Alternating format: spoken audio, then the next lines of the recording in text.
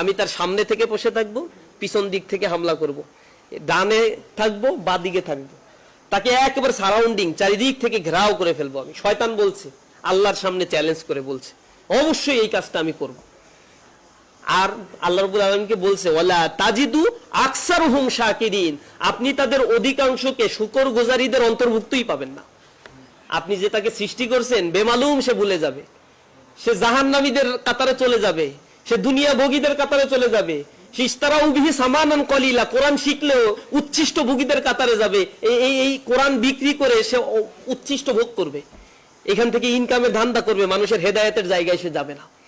সুতরাং এই রাস্তা তাকে আমি দেখাবো, সোজাসুজি কোরআন থেকে তাকে বিমুখ করার চেষ্টা করব।